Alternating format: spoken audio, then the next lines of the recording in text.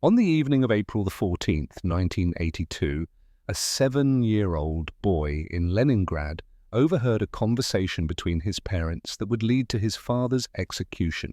Dmitry Sokolov, small for his age, dark-haired, with the kind of serious expression that made elderly neighbors pat his head and call him Starik, little old man.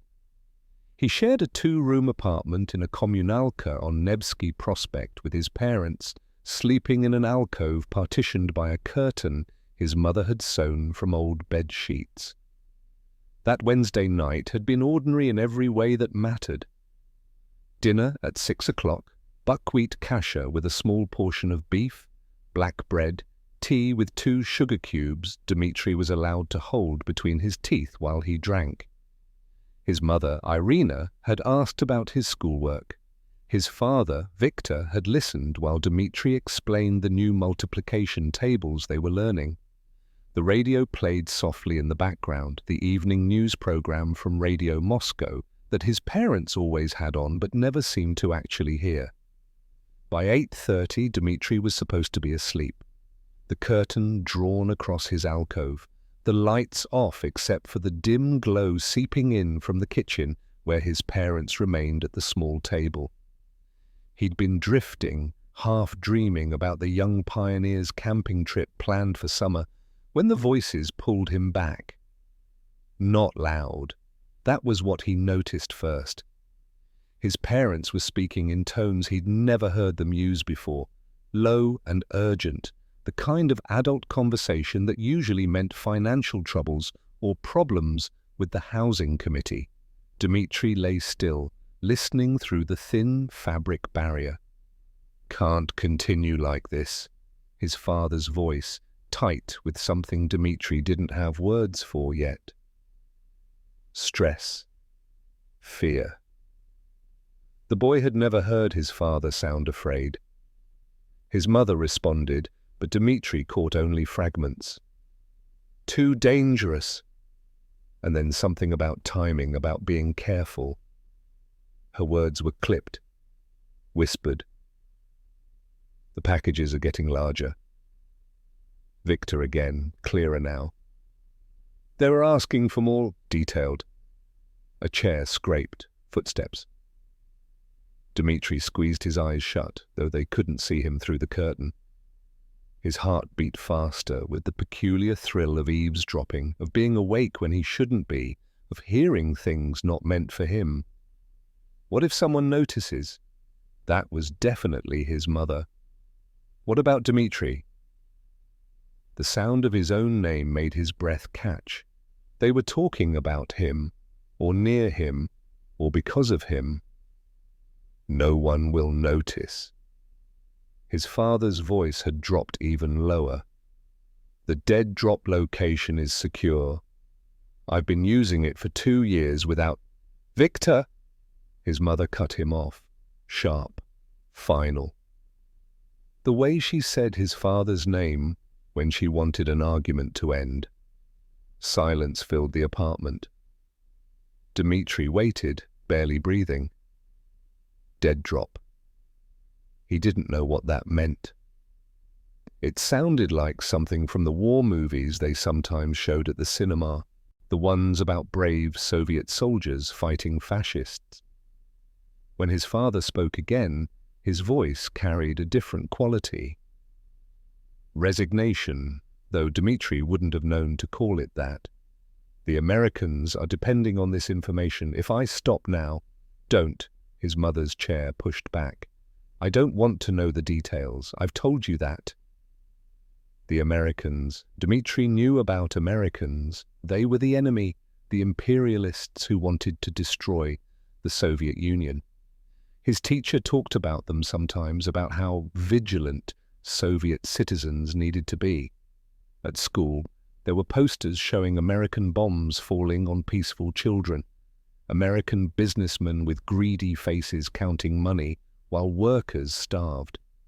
But his father was talking about Americans like he knew them, like he was helping them? Dmitry's mind struggled with the contradiction. His father was a good man. Viktor Sokolov worked at an important institute doing something with electronics. Dmitri didn't understand exactly what, only that it required special passes and that his father sometimes came home very late, smelling of solder and machine oil. Viktor helped old babushka Vera carry her groceries up the stairs. He'd built Dmitri a wooden truck for his birthday, painted red and blue with wheels that actually turned. Good men didn't help Americans, everyone knew that. The conversation in the kitchen had stopped. Dmitri heard water running in the sink, the clink of teacups being washed. Normal sounds. The radio announcer moved on to a report about grain production exceeding quotas. His mother said something about needing to wake early for a staff meeting at school number 47, where she taught literature to fifth formers. Dmitri lay in the darkness behind his curtain, trying to make sense of what he'd heard. Packages, dead drops, Americans. The words tumbled through his mind like stones in a metal drum, making noise but forming no pattern he could understand. Part of him wanted to push aside the curtain and ask his parents what they'd been talking about.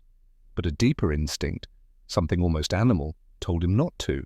Whatever they'd been discussing, it was a secret.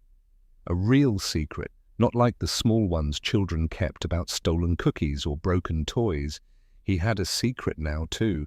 He knew something his parents didn't know he knew. The thought made him feel strangely important, almost grown up, like he'd been admitted to some exclusive club of people who understood serious matters. His chest swelled with a confusing mixture of pride and anxiety. Eventually, he slept. Morning arrived in the usual way. His mother pulled back his curtain at 7 o'clock, letting in the grey April light from the kitchen window. "Time for school, Solnishko." "Little son." Her voice held no trace of the previous night's tension. Breakfast was bread with butter and jam, tea with milk. His father sat at the table reading Pravda, still in his undershirt, his reading glasses perched on his nose. Viktor Sokolov. 41 years old, though Dmitri didn't know his father's age, thinning hair, strong hands, a small scar above his left eyebrow from a childhood accident he'd never explained. "Did you finish your mathematics homework?" Viktor asked without looking up from the newspaper. "Yes, Papa." "Good boy." Everything was normal. His mother packed his school bag, made sure his young pioneer's neckerchief was properly tied. His father kissed the top of his head before retreating to the bathroom to shave. The smell of black bread toasting, the hiss of the radiator, the voices of neighbors in the hallway, heading to work. Dmitri walked to school number 238 with the other children from his building, their boots splashing through puddles of melted snow. The conversation from the night before sat in his mind like a small stone in his shoe. Present, slightly uncomfortable, impossible to completely ignore. In his classroom, sunlight streamed through tall windows. His teacher, Klavdia Borisovna, wrote the date on the blackboard in her precise script. April 15th, 1982. Dmitri copied it into his notebook, then glanced around at his classmates. Sasha Petrov was already pulling Natasha Ivanova's braid. Yuri Lebedev had forgotten his pencil again. None of them knew what Dmitri knew. None of them had secrets about packages and Americans and dead drops. The stone in his shoe felt a little heavier. The Sokolov family occupied 2 rooms in apartment number 7 on the 4th floor of a pre-revolutionary building that had once housed a single merchant family. By 1982, 17 people lived there. 3 families, 2 elderly widows, and a divorced engineer who worked night shifts at the Kirov plant and whose snoring could be heard through the walls at odd hours of the afternoon. Dmitri's family had the 2 smallest rooms connected by a narrow hallway. One served as bedroom for his parents, the other as combination living room, dining area, and Dmitri's sleeping alcove. The kitchen was shared among all residents, a long space with 4 gas burners, multiple shelves labelled with family names, and a perpetual rotation of women cooking at different times to avoid conflict. The bathroom, too, was communal, a handwritten schedule hung on the door, modified and negotiated monthly during building meetings that sometimes lasted 3 hours. Privacy was a theoretical concept. Conversations carried through walls thin enough that Dmitri could hear the Petrov family arguing about their daughter's poor marks in chemistry, could hear Babushka Vera's television set playing Vremya every evening at 9 o'clock, could hear the young couple in the end rooms, the Volkovs, trying to soothe their infant son at 2 in the morning. If Dmitri could hear them, they could hear his family too. His mother understood this in ways his father sometimes forgot. Irina moved through the apartment with careful awareness, her voice never rising above what was necessary, her conversations with Victor conducted in murmurs when they touched on anything more sensitive than grocery shopping or utility bills. When neighbors passed in the hallway, she greeted them warmly but briefly. At building meetings, she voted with the majority and volunteered for her share of stairwell cleaning duty without complaint. She had taught Dmitri, without ever saying so explicitly, that walls had ears. Life in Leningrad that spring meant queues. His mother joined them with the practiced efficiency of a woman who'd spent 15 years navigating Soviet scarcity. She knew which stores received deliveries on which days, knew the signals that passed between women waiting on the sidewalk, a certain posture that meant butter had arrived, a specific type of shopping bag that indicated meat was available. Twice a week she sent Dmitri to stand in the bread line after school. He'd wait with the other children, clutching kopecks in his mittened hand, watching his breath cloud in the cold air. The rations they received were adequate: buckwheat, potatoes, occasional chicken, sugar, tea. But adequate meant something different for the Sokolov family than for some others in the building. Victor's position at the Scientific Research Institute for Automated Systems came with certain privileges. Every month he had access to a restricted store, a nondescript building near the Admiralty where party members and essential technical workers could purchase items unavailable to ordinary citizens: chocolates from East Germany, canned fish from Poland. Once, incredibly, oranges. Dmitri didn't question why his family sometimes had what others didn't. It seemed natural that his father's important work would be rewarded. At 7 years old, hierarchy was simply how the world functioned. Teachers above students, parents above children, the party above everyone. His father occupied some middle rung on a ladder Dmitri couldn't fully see, but instinctively understood. Victor left for work before Dmitri woke most mornings. The institute operated under security protocols that required employees to arrive early and submit to bag searches at the gate. What exactly his father did there remained vague in Dmitri's understanding. Something with circuits, something with machines that helped defend the motherland. His father's work ID, which Dmitri had glimpsed once, bore a red stamp and a photograph of Victor looking serious and younger. Some evenings, Victor returned home at 6 o'clock. Other times he appeared at 9 or 10, smelling of cigarette smoke and cafeteria coffee, too tired to do more than eat reheated dinner and fall into bed. The unpredictability was normal. Important work couldn't be confined to schedules. Dmitri's own days followed rhythms set by school number 238. Each morning he lined up with his classmates in the schoolyard, wearing his young pioneer's uniform: white shirt, red neckerchief tied in the prescribed manner, navy trousers pressed with creases his mother ironed every Sunday. They sang patriotic songs before filing inside. In the classroom, Lenin's portrait gazed down from above the blackboard, his expression benevolent and eternally watchful.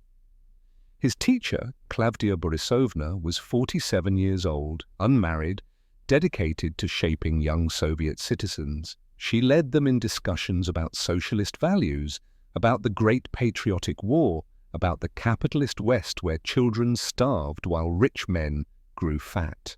Dmitri absorbed these lessons without skepticism. They were simply true in the way that arithmetic was true, that seasons changed, that the Neva River flowed into the Baltic Sea.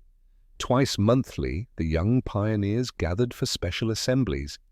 They pledged loyalty to the Soviet Union, to Lenin's ideals, to building communism. They learned songs about tractors and steel mills and the triumph of labor.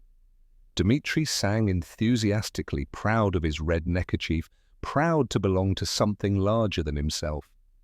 At home, the television offered 3 channels. The Sokolovs watched Vremya. During dinner when Victor was home, the newsreader's authoritative voice reporting on agricultural achievements and international developments. Sometimes there were films, war dramas showing Soviet heroism against German invaders, or approved foreign movies with subtitles. Dmitri's favorite was a French comedy about a bumbling policeman, though he didn't understand half the jokes. More often the radio played. Radio Moscow was a constant presence, its signals reaching every corner of the apartment. News, classical music, readings from approved literature, reports from factories exceeding production quotas. The sound became almost invisible, like wallpaper, present but unnoticed until it suddenly stopped, and the silence felt wrong. The neighbors maintained their own rhythms. Old babushka Vera, who'd lost her husband in the siege of Leningrad, spent her days knitting and listening to the radio at volumes that suggested her hearing was failing. She smiled at Dmitri in the hallway, sometimes pressed hard candies into his palm. The Petrovs, husband, wife, teenage daughter, kept largely to themselves except during building meetings where Ivan Petrov reliably complained about the heating system. The Volkovs, young and exhausted by their colicky infant, moved through the apartment like ghosts, apologizing constantly for their babies crying. Everyone was polite. Everyone was careful. Irina had explained to Dmitri in that indirect way she had of teaching important lessons that good neighbors noticed things, helped each other, looked out for the collective good. If someone was acting strangely, if someone spoke against the government, if someone seemed to have more than they should, a good neighbor would report this, not from malice, but from civic duty. The building had a party representative, Comrade Utkin, who lived on the 2nd floor. Dmitri had seen him exactly 3 times, but knew his name from the way adults mentioned it, casually, but with a certain weight to the words. Victor's special access to restricted goods required discretion. Irina never brought home the German chocolates in their distinctive gold wrapping when other families might be in the hallway. The oranges were peeled behind closed doors, the fragrant rinds wrapped in newspaper and buried deep in the trash. At building meetings, the Sokolovs' apartment looked identical to everyone else's, modest, appropriate, properly Soviet. One Saturday afternoon in March, Dmitri had asked his mother why they didn't share the chocolates with babushka Vera, who'd mentioned loving sweets as a girl before the war. Irina had paused in her washing up, hands still in the sink. "Some things are better kept within the family," she'd said quietly. "People might wonder where they came from. People might feel badly that they don't have the same. But Papa earns them with his important work." "Yes." She dried her hands carefully. "But not everyone understands how these systems work. It's simpler to be modest." Dmitri had nodded, understanding something without understanding it fully.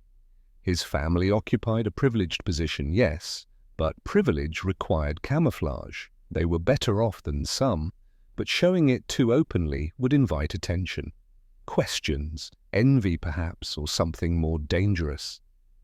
The world Dmitri knew in April 1982 was one of careful balances, loyalty rewarded but not flaunted, neighbors friendly but watchful, abundance possible but hidden, his father's work important but unexplained, his family secure within systems designed to detect deviation, everything in its proper place as long as the placement remained invisible. On the surface, their lives appeared stable as concrete. But Dmitri was 7 years old, and 7-year-olds don't recognize foundations built on sand until the ground shifts beneath them. April 19th, 1982, fell on a Monday. The morning arrived grey and cold, typical for Leningrad in mid-spring when winter refused to fully release its grip. Dmitri walked to school number 238 with the other children from his building, their boots splashing through puddles of dirty slush that hadn't quite frozen overnight. Third period that day was political education, a weekly session where Klavdia Borisovna led discussions about vigilance, patriotic duty, and what it meant to be a proper Soviet citizen. The subject didn't appear in any official curriculum guide, but it occupied 50 minutes every Monday morning with the same regularity as mathematics or literature. Dmitri sat at his wooden desk in the third row, hands folded as instructed.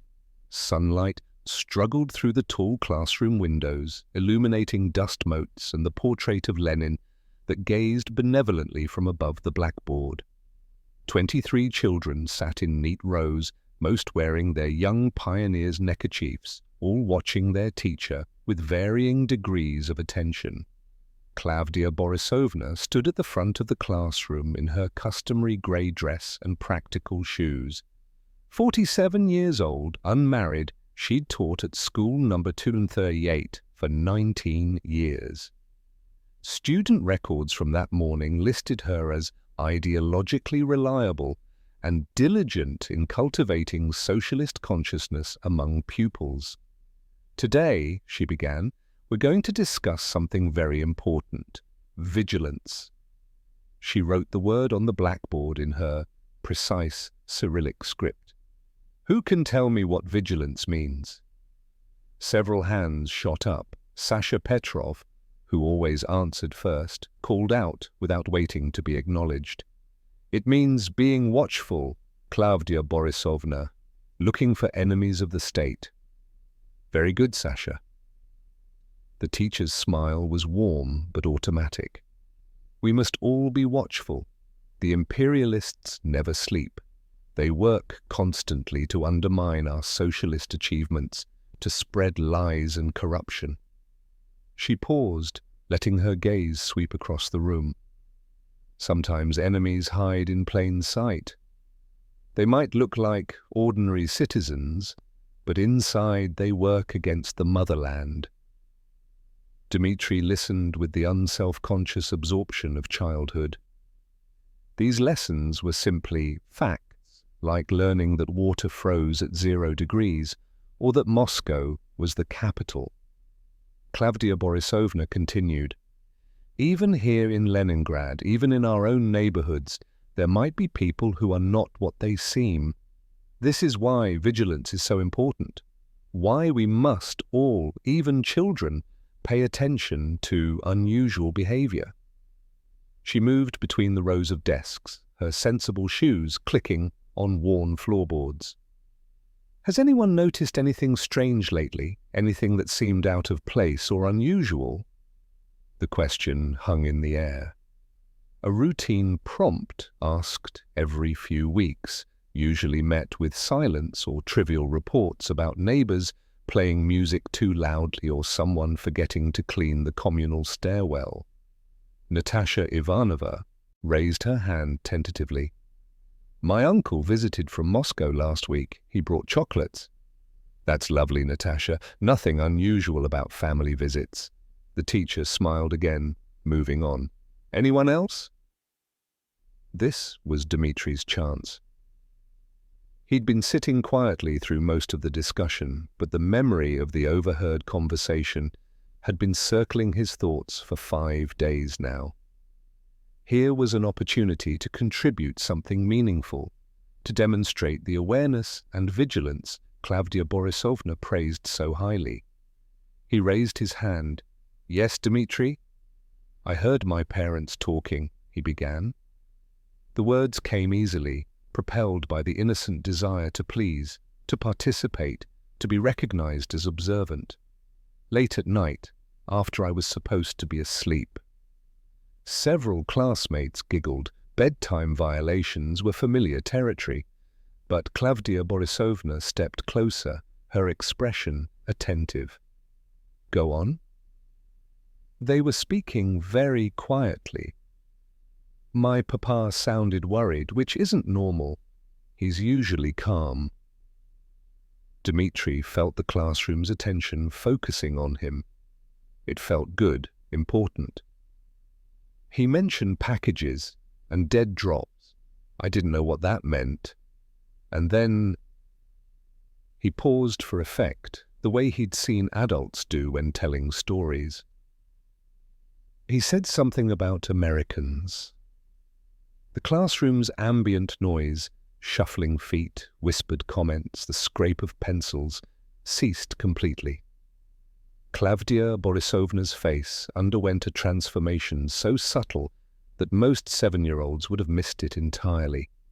A tightening around her eyes, a stillness in her posture that suggested sudden, focused attention. Dmitri noticed something had changed, but lacked the experience to interpret what.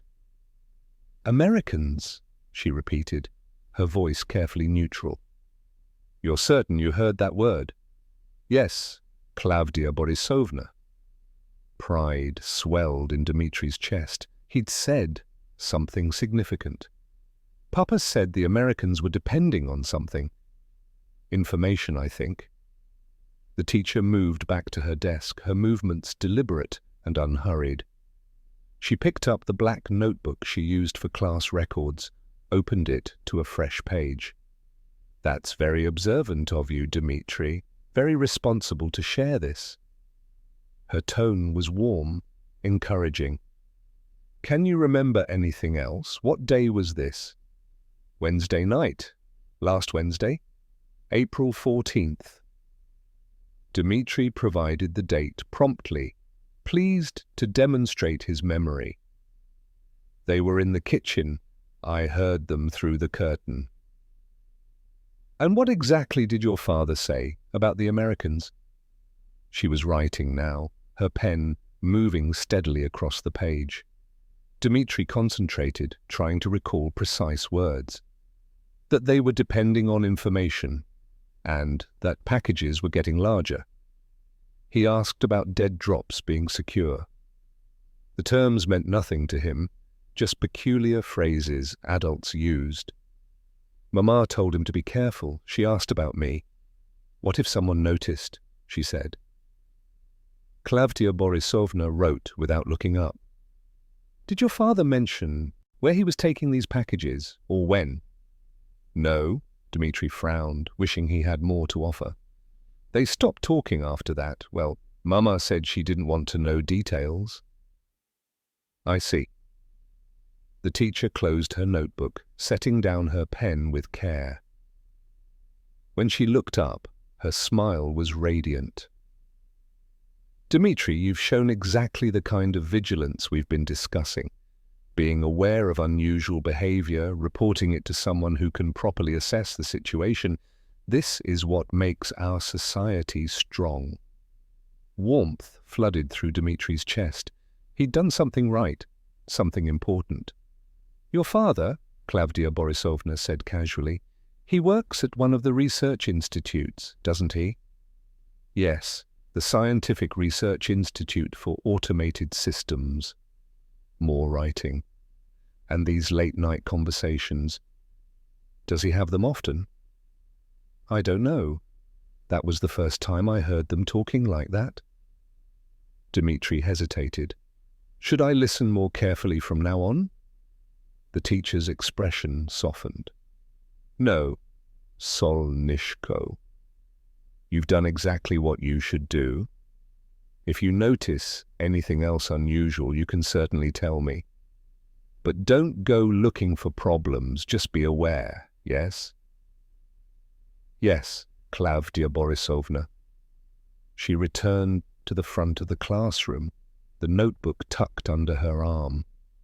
Now, this is an excellent example for all of you. Dmitri wasn't trying to cause trouble for anyone.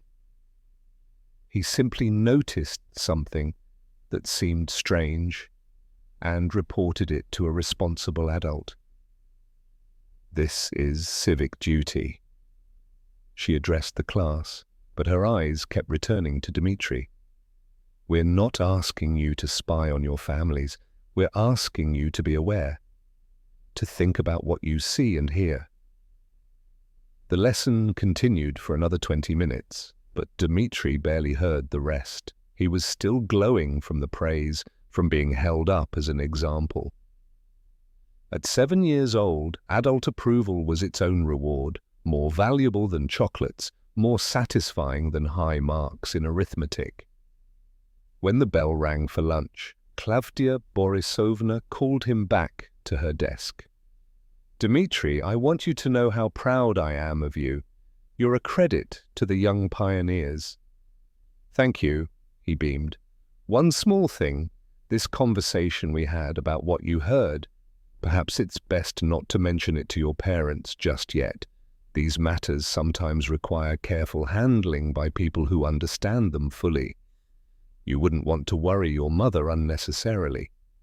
Dmitri nodded, solemn with the weight of this adult confidence. I won't tell them. Good boy. She patted his shoulder. Off to lunch now. He walked to the cafeteria feeling 10 feet tall. In the afternoon, during mathematics, he caught Klavdia Borisovna watching him with an expression he interpreted as continued approval. He worked extra carefully on his problems, determined to maintain her good opinion. That evening, Victor came home at 6:30. Dinner was cabbage soup and black bread with the last of the German butter spread. Thin. Dmitri told his parents about the mathematics test he'd taken, about Sasha Petrov getting in trouble for talking during quiet reading. He said nothing about political education, nothing about his moment of praised vigilance. His mother asked if he'd finished his homework. His father helped him with a difficult word problem. Radio Moscow played softly, an evening concert of Tchaikovsky. Everything was ordinary, warm, safe. At 8:30, Dmitri crawled into his alcove behind the curtain. He fell asleep quickly, satisfied with a day well lived. His teacher was proud of him. He'd demonstrated proper Soviet consciousness. He'd been helpful. Across Leningrad, in an apartment near the Mariinsky Theatre, Klavdia Borisovna sat at her small kitchen table with a cup of tea growing cold beside her. She'd waited until after dinner to make the telephone call, wanting to be certain about her course of action. The number she dialed belonged to the district KGB office on Litany Prospect. When someone answered, she identified herself by name and teaching assignment. I'm calling to report something a student told me today, she said. It may be nothing, but the guidelines say to pass along anything suspicious. She paused. It concerns a child whose father works at a classified research facility. The child overheard a conversation mentioning Americans and packages and information. The voice on the other end asked her to wait. She heard papers rustling, then a different voice, male, older, more authoritative. She repeated what Dmitri had told her, reading from her notes to ensure accuracy. The name Viktor Sokolov, the Scientific Research Institute for Automated Systems.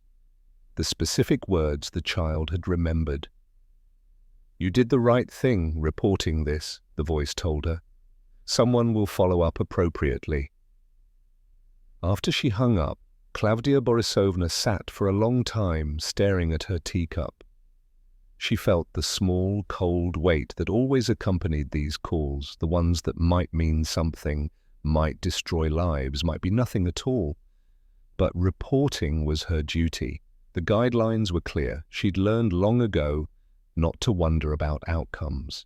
The report reached Director Sorokin's desk at school number 238 by 9 o'clock Tuesday morning. Klavdia Borisovna had typed it the previous evening using the carbon paper technique required for official documentation, one copy for school records, one for forwarding to appropriate authorities. The language was precise, factual, stripped of interpretation. Student name, date, specific statements made, context of the discussion session. Nothing embellished, nothing omitted. Sorokin read it twice. He was 51, a former history teacher who'd ascended to administration through reliable adherence to protocol. The report troubled him not because it seemed implausible, but because it didn't. Children often repeated fragments of overheard conversations without understanding their significance. Most reports led nowhere. Some, however, did. He initialed the document and placed it in the outgoing folder marked for the district education office. Standard procedure. By noon, a courier had collected it along with attendance records and budget requests. By 4 o'clock that afternoon, April 20th, the report sat on a desk at the district KGB headquarters on Litany Prospect, 3rd floor, in an office with frosted glass panels and filing cabinets that stretched from floor to ceiling. Major Grigory Suslov reviewed it while finishing his second cup of tea. He was 47 years old, a career officer who'd spent 20 years with the organization, moving through various departments before settling into counterintelligence work. His face was unremarkable, the kind that disappeared in crowds, neither handsome nor ugly, simply present. Thinning brown hair combed straight back. Reading glasses he'd needed since turning 42. The report itself was unremarkable too. He received perhaps a dozen similar tips each month. Concerned citizens reporting suspicious neighbors, teachers passing along concerning statements, building representatives noting unusual activity. Most investigations concluded within days, the suspicions unfounded or too vague to pursue. But certain details caught his attention: the specificity of the child's account, the mention of packages and dead drops, terminology a 7-year-old wouldn't fabricate, the reference to Americans in connection with information transfer, and crucially, the father's workplace, the Scientific Research Institute for Automated Systems. Suslov opened the personnel database, a card catalog system that predated computerization and would likely outlast it. He found Viktor Sokolov's security file within minutes. The system was efficient, built on decades of meticulous record-keeping. Viktor Mikhailovich Sokolov, born November 3, 1940 in Kirov. Father deceased 1953, mother deceased 1979, married to Irina Petrovna Sokolova, née Lebedeva, in 1973. One child, Dmitry, born 1975, electrical engineer specializing in circuit design for guidance systems, hired by the Institute in 1976. Security clearance level, secret. Annual reviews, satisfactory. Political reliability, no flags raised. Party member since 1968. No foreign contacts documented. No travel outside the USSR. The file showed a man who'd followed every rule, passed every background check, maintained every appearance of loyal service, which meant either he was exactly what he appeared to be, or he was careful. Suslov drafted a preliminary inquiry form. Case file 4788K, opened April 20th, 1982. Classification: preliminary assessment, suspected unauthorized contact with foreign nationals. He outlined the source of the tip, summarized the key details, recommended baseline surveillance pending further evaluation. His supervisor approved it within an hour. 2 officers were assigned, Lieutenants Volkov and Karpov, both experienced in unobtrusive observation. Their orders were straightforward: document Viktor Sokolov's movements, contacts and routines. Physical surveillance only, No approaches, no interviews, nothing that might alert the subject. Surveillance began Wednesday morning, April the 21st. Volkov positioned himself in a Volga sedan and near the entrance to Victor's building at 6:15 a.m. He noted the target's departure at 6:42 a.m., wearing a dark overcoat and carrying a briefcase, walked to the metro station on Nevsky Prospect, boarded the 6:51 train, exited at Ploshchad Lenina, walked 4 blocks to the Institute, entered through the main gate at 7:24 a.m., presenting credentials to the guard. Karpov took over the afternoon shift. Victor emerged from the Institute at 5:38 p.m., stopped at a state grocery store on Litany Prospect, purchased bread and canned fish, waited in queue for 17 minutes, proceeded directly home, entered building at 6:41 p.m., lights visible in 4th-floor apartment. By 7 o'clock p.m., Thursday followed an identical pattern. Friday varied slightly. Victor left work later at 7:15 p.m., but made no stops before returning home. The surveillance logs accumulated in neat handwritten pages, times, locations, contacts, movements. Victor spoke to no one beyond necessary transactions, cashiers, metro attendants, the Institute security guard. His routine was consistent almost to the minute. A man who lived between 2 points, work and home, home and work. Nothing suspicious, nothing irregular, but Suslov had learned over 20 years that absence of evidence sometimes meant only that evidence was well hidden. He requested additional materials, Victor's work access logs from the Institute, detailing when he'd entered and exited the building over the past 6 months, personnel records showing his project assignments, documentation of any after-hours access to classified materials. The Institute's security director, a former KGB officer himself, provided the materials without question. Cooperation between organizations was seamless when state security was involved. Suslov spread the access logs across his desk Saturday morning. Column after column of dates, times, entry, points, exit codes. Victor's pattern was there in black ink. Arrival between 7:20 and 7:30 most mornings, departure between 5:30 and 6:00 most evenings, but 7 times over the past 3 months, Victor had remained in the building past 9 o'clock p.m. Late nights weren't unusual for engineers working on deadline. What caught Suslov's eye was the correlation. He cross-referenced the dates with document access records. On March 2nd, Victor had checked out technical schematics for a guidance system component. He'd signed them back in at 9:47 p.m. On February 24th, similar pattern, classified specifications withdrawn at 4 o'clock p.m., returned at 10:03 p.m. January 28th, circuit diagrams returned at 9:25 p.m., 7 late nights, 7 instances of after-hours access to classified technical documents.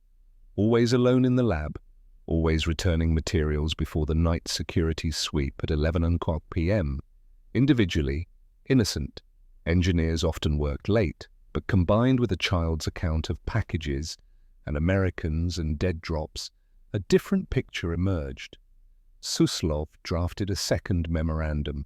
The pattern warranted escalation. He recommended enhanced surveillance, telephone monitoring of the Sokolov residence, mail interception, and physical surveillance expanded to include weekends. He also requested background investigation into Victor's colleagues, looking for any connections to foreign nationals or suspicious financial activity. His supervisor read the memo Monday morning, April 26th. By afternoon, the enhanced surveillance order had been approved and forwarded to the technical division. The telephone tap required physical access to the building's main junction box. 2 technicians arrived Tuesday evening disguised as telephone repair workers responding to a fictitious service complaint. They installed the monitoring device in 17 minutes, tested the connection, and departed. By Wednesday morning, Every call made from or to apartment number 7 would be recorded on reel-to-reel tape at a listening post 3 blocks away. Mail interception began the same day. Letters addressed to Viktor or Irina Sokolov would be photographed at the central sorting facility before delivery, then reviewed by a specialist trained in recognizing coded communications. The weekend surveillance team noted Viktor's Saturday routine, remained home until 11:00 a.m., then walked to a nearby park with his son. They stayed 45 minutes, the boy playing on equipment while Viktor sat on a bench, reading Pravda. Returned home, no contacts, no unusual behavior. Sunday was similar. Church services were not attended. Viktor's file indicated no religious affiliation. The family stayed home most of the day. Viktor took out the trash at 3:00 p.m., walking to the communal bins behind the building. Returned 6 minutes later. Routine. Normal. Unremarkable. But Suslov had seen enough cases to know that careful operators maintained appearances precisely. The ones who got caught were amateurs, reckless, or desperate. Professional intelligence assets, if that's what Viktor Sokolov was, behaved exactly like everyone else 99% of the time. It was the other 1% that mattered. By the end of April's 4th week, case file 4788K had expanded to 37 pages. Surveillance logs, access records, background materials, interview transcripts with neighbors, conducted subtly as part of a fictitious housing survey. The file painted a picture of an unremarkable Soviet engineer living an unremarkable Soviet life. Except for 7 late nights when he'd been alone with classified documents. Except for a 7-year-old boy who'd overheard his father mention Americans. Except for the careful, consistent routine that never varied except when it did. Suslov prepared his next recommendation, active surveillance during Viktor's next late-night work session. If he left the building with documents, if he made any stop between work and home, if he deviated from routine in any way, they'd be watching. The machinery had been set in motion. What began with a child's innocent report had become a formal investigation, complete with case numbers and assigned personnel and resources allocated from the district's security budget. Viktor Sokolov didn't know it yet, but invisible eyes were now tracking his every movement. The walls, already thin in his Kommunalka apartment, had grown thinner still. Viktor Sokolov's transformation from loyal Soviet engineer to American intelligence asset began not with a dramatic moment of conversion, but with a slowly accumulating weight of disillusionment that took years to become unbearable.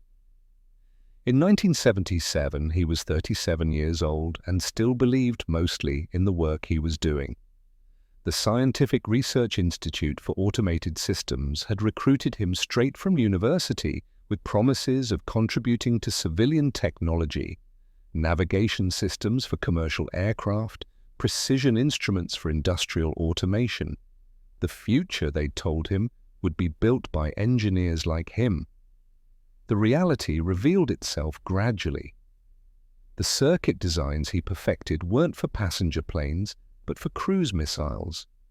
The miniaturization techniques he developed went into guidance systems for weapons that could strike targets with unprecedented accuracy. By 1979, Viktor understood that every technical breakthrough he achieved brought Soviet military capability one step closer to devastating precision. He'd tried to rationalize it. Defense was necessary. The Americans had similar programs. His work protected the motherland. But the rationalizations grew thinner as the projects grew more sophisticated. He was designing systems meant to deliver nuclear warheads. His mathematics, his careful circuit diagrams, his elegant solutions to complex problems, all of it served destruction. The approach came in October 1979. at an academic conference in Moscow on solid-state electronics. Victor had been invited to present a paper on circuit optimization, the theoretical portions declassified for academic discussion. During a coffee break between sessions, a man struck up a conversation about Victor's presentation. He introduced himself as Dr. Andrei Volkov, an engineer from a research facility in Novosibirsk. They discussed technical matters. Volkov was knowledgeable, engaging, easy to talk to. They met again the following day, had dinner together in the hotel restaurant. Volkov mentioned he did consulting work occasionally for international firms, completely legal under the right circumstances. He asked whether Victor might be interested in similar opportunities, not now, perhaps, but someday. Victor said he'd think about it. 3 months later, in January 1980, Volkov appeared at a public lecture Victor attended on semiconductor applications. Afterward, they walked together through Moscow's winter streets. Volkov's questions grew more specific. How did Victor feel about his work? Did he ever question its applications? Had he considered whether the American and Soviet systems were really so different in their fundamental approaches to technology? The conversation lasted 2 hours. Victor found himself speaking more honestly than he'd intended, admitting doubts he'd barely acknowledged to himself. Volkov listened without judgment, asked careful questions, planted seeds of possibility. By their 4th meeting in March 1980, Volkov had revealed his true affiliation. Not Novosibirsk, not Soviet research facilities, American intelligence. He didn't use those words exactly, but the implication was clear. He told Victor that conscience sometimes required difficult choices, that good men occasionally had to work against systems they found morally intolerable, that certain people in the West would value information about Soviet weapons development, not to attack, but to maintain balance, to prevent miscalculation, to preserve peace through transparency. Victor should have reported the contact immediately. Every security protocol required it. Instead, he went home and spent 3 sleepless nights weighing impossible alternatives. The moral calculation he made wasn't about money. Volkov had barely mentioned payment. It was about purpose. Victor could continue designing weapons, contributing to an arms race that terrified him, supporting a system he'd grown to distrust. Or he could use his access to undermine that system from within, believing that sharing information might somehow reduce the chance of catastrophic war. He chose betrayal. Or perhaps he chose conscience. The line between them was thinner than he'd ever imagined. The mechanics were surprisingly simple. Every few weeks, Victor worked late at the institute. After his colleagues departed, after the evening security sweep, he photographed documents using a Minux camera Volkov had provided, small enough to hide in his palm, sophisticated enough to capture technical diagrams in dim lighting. Circuit designs for guidance systems, specifications for miniaturization components, theoretical work on targeting algorithms. He developed a routine that felt almost mundane through repetition. Check the hallway. Lock the lab door. Remove documents from the secure cabinet. Photograph each page, holding the camera steady, ensuring clarity. Return documents. Wipe down surfaces. Depart at a reasonable late-night hour that wouldn't raise suspicions. The film went to Dead Drop, Leningrad Parks, Tavrichesky Garden most often, occasionally Summer Garden or Alexander Park. Victor would walk through on weekends with Dmitri, a father taking his son to play. At a predetermined location, usually a specific bench or tree, he'd leave the film canister concealed in a hollowed-out stone or tucked behind loose bark. His American contact, someone he'd never met and existed only as a code name in Volkov's instructions, would retrieve it within hours. The money they paid him accumulated in a false bottom he'd constructed in his toolbox. nearly 8,000 rubles by early 1982.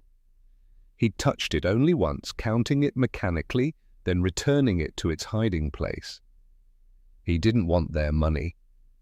Accepting it made him feel like a mercenary rather than someone acting from principle, but refusing it would have raised questions about his motives, so he took it and pretended it didn't exist. Fear was his constant companion, not the sharp terror of immediate danger, but a low-grade anxiety that never entirely faded. Every footstep in the hallway outside the lab sent his heart racing. Every unexpected knock on the apartment door felt like the moment his secret would be discovered. He developed a slight tremor in his hands that appeared only when he was alone, when the mask of normalcy could slip. The worst fear was that Irina would find out. She knew nothing, suspected nothing. He'd compartmentalized so thoroughly that he could sit across from her at dinner, help Dmitri with homework, make love to her at night, all while carrying the weight of treason. She deserved the truth, or at least deserved a husband who wasn't risking her destruction along with his own. But telling her would make her complicit. Silence was the only protection he could offer. Victor had become two people inhabiting one body. Loving father who built wooden toys for his son. Dutiful husband who brought home oranges from the restricted store. Competent engineer respected by colleagues. And underneath all of that, traitor to the state, spy for American intelligence, man who'd chosen personal conscience over collective loyalty. By April 1982, he'd been passing classified information for nearly 3 years. 28 dead drops, hundreds of photographed pages. Technical secrets that compromised Soviet military capabilities in ways he only partially understood. He'd crossed a line so completely that return was impossible. The only direction left was forward, continuing the careful performance until what? Defection seemed impossible with a wife and child. Retirement from espionage equally unlikely. The Americans would want more as long as he had access. He'd trapped himself in a role he could never leave. On the evening of April 14th, after Dmitri had gone to bed, Irina had confronted him about his stress levels. He'd been short-tempered lately, distracted, working late more often than usual. She'd asked if something was wrong at the institute, if there were problems he needed to discuss. Victor had nearly told her everything. The weight of secrecy felt unbearable in that moment, sitting across from her in their small kitchen with the radio playing softly and the whole ordinary domestic world pressing in around his lies.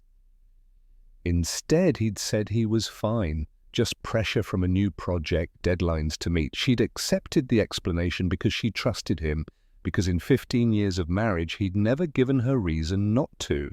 They'd spoken in low voices, conscious of the thin walls and listening neighbors.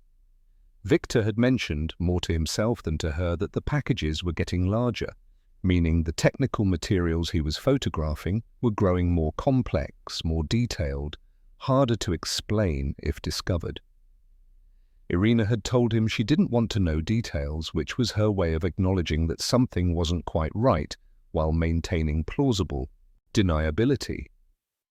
Neither of them knew that their son was awake behind his curtain, absorbing fragments of conversation that meant nothing to a 7-year-old child, but would mean everything to the right listener.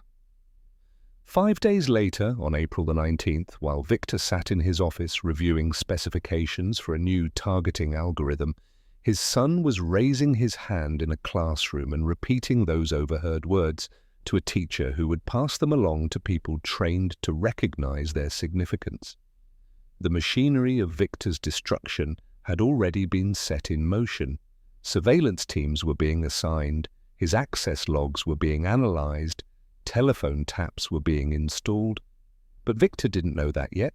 He went home that evening at his usual time, kissed his wife, helped Dmitri with mathematics homework, and believed he was still safe in the careful double life he'd constructed. He had 3 weeks left before the knock on the door would come. By the final week of April, surveillance on Viktor Sokolov had expanded from 2 rotating officers to 6, operating in 8-hour shifts with overlapping coverage during transition periods. The watchers drove unremarkable Volgas and Moskvits, wore clothes that could have belonged to anyone, and maintained the practiced invisibility that came from years of following people who didn't want to be followed. Viktor noticed nothing. He continued his routine with the consistency that had kept him undetected for 3 years. Home to work, work to home, the occasional stop at state stores for necessities. The watchers documented everything in logs that grew thicker each day, noting times down to the minute, recording every interaction no matter how trivial. On Wednesday, April 28th, Lieutenant Volkov observed Viktor purchasing stamps at a post office on Nevsky Prospect. The transaction lasted 4 minutes. Viktor mailed nothing, simply placed the stamps in his wallet and departed. Volkov noted this in his log, marked it potentially significant. Dead drop signals sometimes involved ordinary purchases at predetermined locations. Thursday brought rain. Viktor left work at 5:47 p.m., walked directly to the metro station with his collar turned up against the weather, and was home by 6:35 p.m. Lights appeared in the 4th-floor apartment windows 17 minutes later. Nothing unusual. Friday, April 30th, marked a subtle shift in Viktor's pattern. He worked late, not dramatically so, but later than his recent norm. He departed the institute at 8:23 p.m., carrying his briefcase. The surveillance log noted this, flagged it for Major Suzlov's review. Late departures had been part of the pattern that first drew attention. May 1st arrived with May Day celebrations, Leningrad filled with red banners and orchestrated demonstrations of worker solidarity. The surveillance team had been briefed that this date might be operationally significant. Holidays often provided cover for intelligence activities, the increased crowds offering anonymity that normal days lacked. Viktor spent the morning at home with his family. At 11:47 a.m., he told Irina he needed to walk, get some air away from the noise of celebrations. She nodded, used to his occasional need for solitude. Dmitri asked to come along, but Viktor suggested the boy stay home and help his mother prepare lunch. He left the building at 11:52 a.m. 3 separate surveillance teams tracked his movement. Lieutenant Karpov followed on foot, maintaining 50 meters distance. A vehicle team paralleled his route from Nevsky Prospect. A 3rd officer waited near Tavrichesky Garden, positioned there since morning based on analysis, suggesting it was Viktor's most likely drop location. Viktor walked with apparent casualness, hands in his coat pockets, pace unhurried. He stopped once at a kiosk selling newspapers, purchased a copy of Izvestia, tucked it under his arm. Continued walking. Entered Tavrichesky Garden through the south gate at 12:14 p.m. The park was moderately crowded, families enjoying the holiday, children running across grass still damp from yesterday's rain, elderly couples on benches feeding pigeons. Viktor walked the main path, then diverted onto a smaller trail leading toward the pond. His movement seemed natural, unforced, like someone simply taking a walk through familiar territory. At 12:22 p.m., he sat on a bench near a cluster of birch trees. The surveillance photographs captured what happened next with telephoto precision.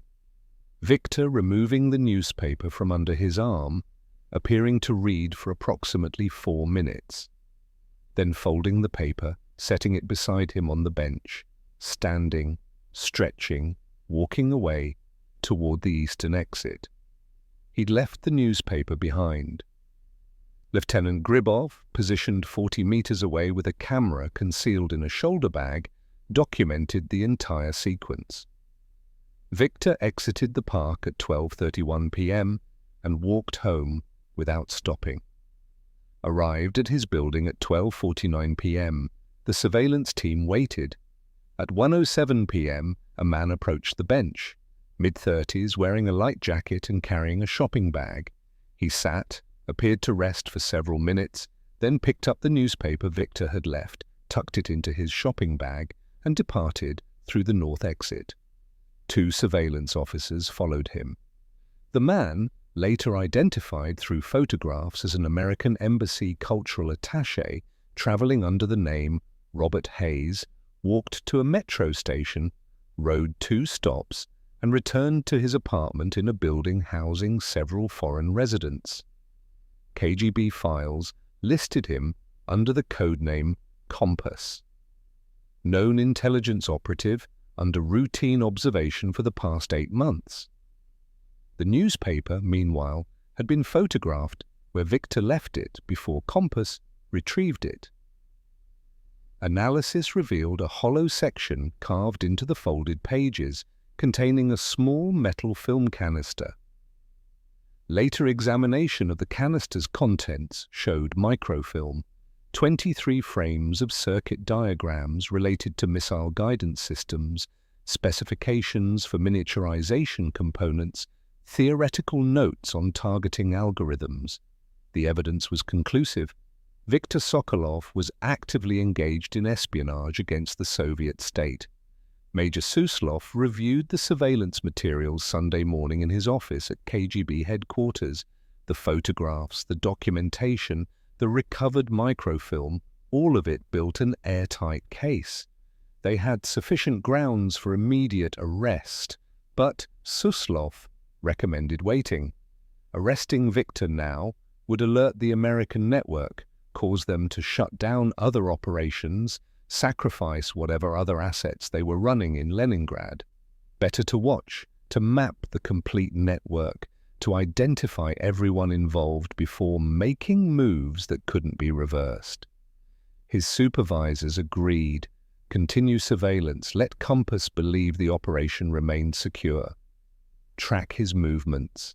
Identify his contacts. Build the larger picture. When they eventually arrested Victor, they'd simultaneously roll up the entire network. Compass departed the Soviet Union on May 3rd, a scheduled trip to Helsinki listed in his diplomatic travel documents. Border guards at Pulkovo Airport noted his departure at 2:15 p.m. He would return, according to his filed itinerary, on May the 17th. The KGB planned to let him return. Arresting him at the border would be premature. Better to wait until he made contact with Victor again, arrest them simultaneously, demonstrate the full scope of the conspiracy. Victor, meanwhile, sensed nothing amiss. The dead drop had proceeded exactly as planned. No surveillance detected, no interruptions, no deviations from the protocol he'd followed dozens of times before. The operation felt precarious in the way it always felt precarious, a constant background anxiety he'd learned to live with, but not compromised. On Tuesday, May the 4th, he received his regular signal that everything was secure, a chalk mark on a specific lamppost near the summer garden, meaning his handlers had received the microfilm and confirmed no problems. The signal was fresh, made within the past few hours according to the protocol. Victor saw it during his lunch break, felt the familiar relief that accompanied successful operations. That evening he came home at his usual time. Dmitri's schoolwork was spread across the kitchen table, arithmetic problems, vocabulary exercises, a drawing of Lenin for an upcoming Young Pioneers project. Irina stood at the stove preparing dinner, the smell of fried potatoes and onions filling the small apartment. "How was your day?" she asked without turning from the stove. "Fine, quiet." Victor set down his briefcase, loosened his tie. "Just meetings, paperwork." Dmitri looked up from his homework. "Klavdia Borisovna said I was being very responsible. She gave me a commendation for civic awareness." Victor smiled, ruffled his son's hair. "That's wonderful, Synok. What did you do to earn it?" "I noticed something unusual and reported it properly." The words came out with obvious pride. She said that's what good young pioneers do. Very good. Victor felt warmth at his son's achievement, never questioning what Dmitri had noticed or reported.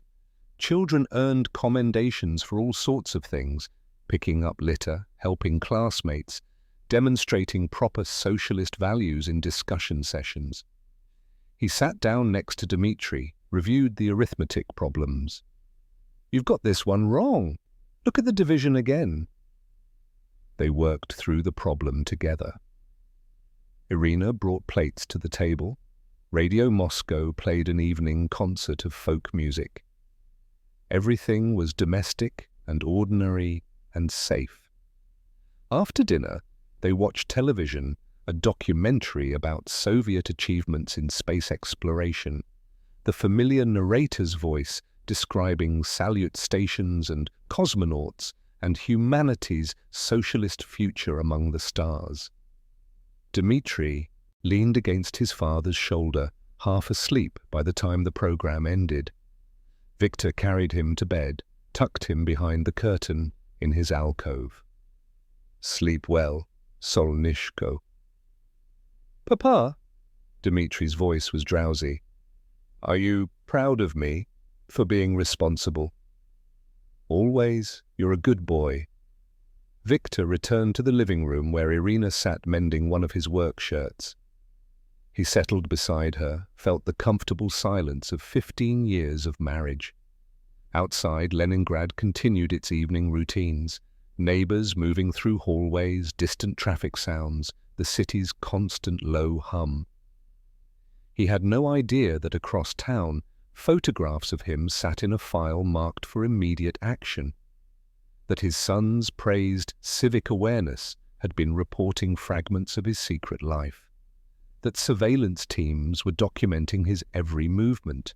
That his American contact was temporarily out of the country, giving the KGB time to prepare a coordinated arrest. Viktor Sokolov believed he was safe. He'd executed another successful operation, received confirmation, returned home to the family he was trying to protect through actions that would destroy them all. He had 7 days left. The knock came at 4:47 a.m. on Tuesday, May 11th, 1982. The arrest report would later document the precise time, along with the names of the 4 officers present, the weather conditions, cool, overcast, and the fact that the target offered no resistance. Victor was awake before the second knock. He'd been lying in the darkness next to Irina, listening to her breathing, unable to sleep for reasons he couldn't articulate. When the knock sounded, firm, authoritative, unmistakably official, his body went rigid with a recognition that bypassed conscious thought. That particular sound, at that particular hour, meant only one thing. "Victor?" Irina stirred beside him, confused. "Someone's at the door." He was already getting out of bed, pulling on trousers, reaching for a shirt. His hands moved mechanically while his mind raced through impossible calculations. Run? Where? With a wife and son sleeping 15 feet away? Fight? Against what was certainly multiple armed officers? Deny? The evidence must be conclusive or they wouldn't be here. The knock came again, louder. "I'm coming," Victor called out. His voice sounded steady, which surprised him. He opened the door to 4 men. Major Grigory Suslov stood at the front, flanked by 3 younger officers in dark suits. Behind them, Victor could see additional men stationed at the stairwell, blocking any escape route he might have considered. "Viktor Mikhailovich Sokolov?" Suslov held up an identification card, though the formality was unnecessary. "Yes. We have a warrant for your arrest and authorization to search these premises." Suslov handed him a document. Official stamps, signatures, the legal framework for what was about to happen. "Step back, please." The officers entered. Irina appeared from the bedroom wearing her robe, her face pale and confused. "What is this? Victor, what's happening?" No one answered her. 2 officers moved past Victor toward the bedroom. Another began examining the living room, opening drawers with practiced efficiency. Suslov remained near the door, watching Victor with the calm attention of someone who'd done this many times before. "Get dressed," Suslov told Victor. "You'll need proper clothing." Behind the curtain of his alcove, Dmitri woke to the sounds of strange voices and furniture being moved. He pushed the fabric aside, emerged in his pajamas, rubbing sleep from his eyes. 7 years old, small for his age, completely unprepared for what he was seeing. "Papa!" Victor looked at his son. Their eyes met across the small room, and Victor tried to convey something, love, apology, explanation, in a glance. But what could a look communicate that would make sense to a child? Dmitri's expression was pure confusion, fear beginning to creep in at the edges. "Go back to bed, Dinok." "Sinok," Victor said quietly. "Stay where you are," Suslov corrected. "The boy can witness this. It's his home." The search proceeded with methodical thoroughness. Officers went through the bedroom, examining clothes, checking beneath the mattress, opening the wardrobe, and running hands along the top shelf. In the living room, books were pulled from shelves, cushions removed from the worn sofa, the small desk's drawers emptied onto the floor. Irina stood frozen near the bedroom door, watching. "Victor, tell me what this is about, please." He couldn't answer. What explanation could he offer that wouldn't make everything worse? One of the officers found the toolbox under the kitchen sink. He set it on the counter, opened the lid, began removing contents. Screwdrivers, pliers, wire cutters, the accumulated tools of an engineer who occasionally did small repairs around the apartment. The officer worked through the box systematically, then paused. He tilted his head, examining the bottom more closely. "Major?" Suslov came over. The officer demonstrated how the bottom panel lifted out, revealing a hidden compartment.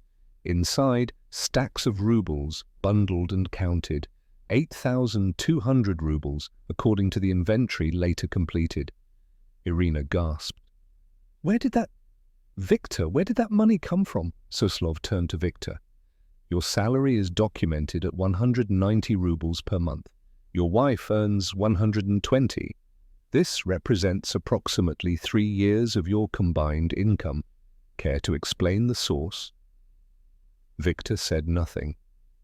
There was nothing to say that wouldn't be used against him. "Get dressed," Suslov repeated. "Now." Victor returned to the bedroom, put on a shirt and his work trousers, pulled on socks and shoes. His hands were steady. Some distant part of his mind observed this with detached interest. Shouldn't he be shaking? Shouldn't fear manifest physically? But he felt almost calm, the way a man might feel after receiving a terminal diagnosis. The worst had arrived, no more waiting. When he emerged, Suslov was reading from a printed document. "Viktor Mikhailovich Sokolov, you are under arrest for violations of Article 64 of the RSFSR Criminal Code. Treason, espionage against the Soviet state. You are accused of providing classified information to foreign intelligence services over a period of approximately 3 years, compromising state security and military defense capabilities." Irina's confusion transformed into something else. Horror, recognition, disbelief competing for dominance on her face. "No, that's not—" "Victor, tell them this is a mistake." One of the officers produced handcuffs. The metal clicked around Victor's wrists with a sound that seemed impossibly loud in the small apartment. Dmitri started crying, a high-pitched, frightened sound that cut through the procedural efficiency of the arrest. "Mama, what are they doing to Papa?" Irina moved toward her son, gathered him against her. "I don't know. Solnishko, I don't know." Doors were opening in the hallway, neighbors, drawn by the commotion, watching through cracks. With the practiced discretion of people who'd learned not to become too visibly involved in others' troubles, Victor could see eyes reflecting lamplight, could sense the collective held breath of people witnessing something they'd suspected could happen to anyone, but had hoped would never happen to them. Babushka Vera stood in her doorway in her nightgown, one hand pressed to her mouth. The Petrovs watched from farther down the hall. Even the Volkovs' baby had gone silent, as if the infant sensed the weight of what was occurring. "This apartment is now a sealed crime scene," Suslov announced to the room. "Mrs. Sokolova, you and your son will need to make arrangements to stay elsewhere until the investigation concludes. You may pack essential items now. Nothing else." Irina's composure shattered. She began screaming, wordless at first, then forming into protests, denials, demands for explanation. One of the officers tried to calm her, speaking in the flat, professional tone of someone unmoved by emotional displays. Dmitri clung to his mother, crying harder, his small body shaking. Victor was led toward the door. He looked back once. His son's face, tear-streaked and terrified, would be the last image of his family he'd carry. He tried to memorize it, Dmitri's dark hair, still mussed from sleep, his thin shoulders in striped pajamas, the way Irina held him protectively even as she herself broke apart. He wanted to say something. "I'm sorry," seemed inadequate. "I love you," seemed cruel. "Take care of each other," presumed a future he wouldn't be part of. So he said nothing, just looked at them for 3 seconds that felt both infinite and instantly gone. Then Suslov's hand was on his arm, guiding him into the hallway. The neighbors retreated from their doorways as he passed, not wanting to be seen watching too obviously. His feet found the stairs automatically, 4 flights down, each step taking him farther from the life he'd known. Outside, dawn was beginning to break over Leningrad. The street was quiet except for the sound of a delivery truck several blocks away. A black Volga waited at the curb, its engine running. Victor was placed in the back seat between 2 officers. Suslov sat in front, the car pulled away from the building. Victor didn't look back. There was nothing behind him now except consequences, and looking wouldn't change them. Traffic lights cycled through their patterns. A street cleaner pushed a broom along the sidewalk. A woman walked past carrying bread, probably heading home from the night shift at some factory. The city continued its routines, indifferent to individual catastrophes, vast enough that one man's arrest barely registered as a disturbance in its massive, grinding operation. By 5:30 a.m., Victor was in a processing cell at Kresty prison. By 6:00 a.m., Irina and Dmitri had packed 2 bags and left their apartment, the door sealed with official tape marked KGB, do not enter. By 7:00 a.m., neighbors were already beginning to gossip about what they'd witnessed, and the Sokolov family's destruction had become public knowledge in the building where they'd lived for 6 years. The machinery that had been set in motion 3 weeks earlier had reached its logical conclusion. A child's innocent report had become an investigation had become surveillance had become evidence had become arrest, and a family had ceased to exist in any form that resembled what it had been 24 hours earlier. Kresty prison occupied a massive brick fortress on the Neva River's eastern bank, its architecture designed in the 19th century to remind inmates of the state's permanent authority. Victor arrived there at 5:47 a.m. on May 11th and was processed through intake with bureaucratic efficiency. Fingerprints, photographs, medical examination, assignment to Cell Block D, Section 3. The interrogations began that same afternoon. Major Suslov conducted the first session in a windowless room with a metal table, 3 chairs, and a recording device that captured every word. He laid out photographs across the table's surface like playing cards.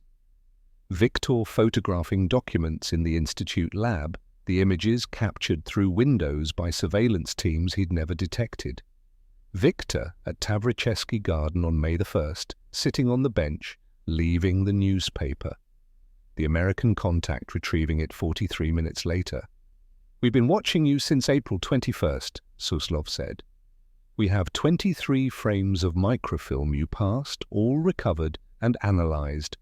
We have financial records showing 8,000 rubles hidden in your apartment. We have documented every dead drop for the past 3 weeks." He paused. Denial would be pointless. Victor looked at the photographs. The evidence was comprehensive, professional, damning. "I'm not denying anything." The confession came easily once he'd made the decision. Yes, he'd photographed classified documents. Yes, he'd passed them to American intelligence. Yes, he'd been doing it for approximately 3 years. The basic facts were irrefutable, but when Suslov pressed for details about the network, names, recruitment methods, how he'd been approached, Victor went silent. He owed Volkov nothing, but exposing the American operation would serve no purpose except to make his betrayal more complete. He'd destroyed his own life and his family's. He wouldn't compound it by destroying others. "Who recruited you?" "I don't remember his real name. We met at a conference." "When?" 1979, maybe 1980. "Where is he now?" "I don't know. He disappeared after the initial approach." "How did you communicate?" "Signal sites, dead drops. I never met anyone directly after the recruitment." The interrogations followed this pattern for days. Suslov, methodical and patient, Victor cooperative on verifiable facts but immovable on anything that might expose the American network. They showed him photographs of embassy personnel, asked him to identify his contacts. Victor claimed not to recognize anyone. They presented communications intercepts, asked him to explain coded messages. He said he didn't understand the codes. By the 3rd week of May, the interrogators had extracted everything Victor was willing to give, a complete account of what he'd passed, when, and how. But the network remained opaque, protected by his stubborn silence on that single point. Meanwhile, Irina faced her own interrogations. 2 officers arrived at her sister's apartment in Pskov, where she and Dmitry had relocated after being expelled from their sealed home. The questions came rapid and accusatory. Did she know about her husband's activities? Had she noticed the hidden money? Why hadn't she reported his suspicious behavior? "I didn't know," she repeated, until the words lost meaning. "I didn't know anything." They investigated her background with the same thoroughness they'd applied to Victor. Interviewed her colleagues at school number 47, searched her personnel file for any indication of ideological unreliability, examined her family history for foreign connections. They found nothing. Irina Petrovna Sokolova appeared to be exactly what she claimed, a literature teacher who'd married an engineer and genuinely had no knowledge of his second life. Her teaching position was suspended anyway. The school director explained it with bureaucratic gentleness. Given the circumstances, given the need to avoid any appearance of harboring traitors' families, it would be better if she took an indefinite leave. She could reapply when the situation resolved itself, though both of them understood that resolution would never come. Dmitry's interview took place in a room designed to seem unthreatening. Pastel walls, a small table with children's chairs, toys arranged on shelves to create false comfort. 2 officers in civilian clothes sat across from him while a child psychologist observed from the corner, taking notes. They asked about his parents. Did they argue? Did his father have visitors? Had Dmitry noticed anything unusual at home? He answered uncertainly, frightened by adults whose warmth felt manufactured. Yes, his parents sometimes disagreed. No, they didn't have many visitors. Babushka Vera came over occasionally. His father worked late sometimes. "Did you ever hear your parents talking about anything strange?" one officer asked. "Anything that confused you?" Dmitri hesitated. "I told my teacher about something. She said I did the right thing." The officers exchanged glances. "Tell us about that." "I heard Papa and Mama talking late one night. Papa mentioned packages and Americans. I didn't understand it, but Klavdia Borisovna asked if anyone had noticed unusual things, so I told her." His voice grew smaller. "She said I was being responsible." "You did very well," the officer assured him. "Very responsible, just like your teacher said." They asked a few more questions, gentle and encouraging, then released him back to his mother's care. In their report, filed the same day, they noted that the initial tip had come from the subject's own son, likely unaware of the significance of what he was reporting. The child showed no signs of deliberate cooperation with the father's activities. Further monitoring unnecessary. Dmitri never saw the report. He only knew that the men had asked about the conversation he'd mentioned in class and that they'd seemed pleased with his answers. The trial began on August 16, 1982, in a closed courtroom at the Leningrad Regional Court. No journalists attended, no outside observers. The proceedings were classified under state security protocols, the transcripts sealed for 50 years. Viktor's state-appointed defender was a man named Borodin, 63 years old, who'd handled dozens of espionage cases and lost them all.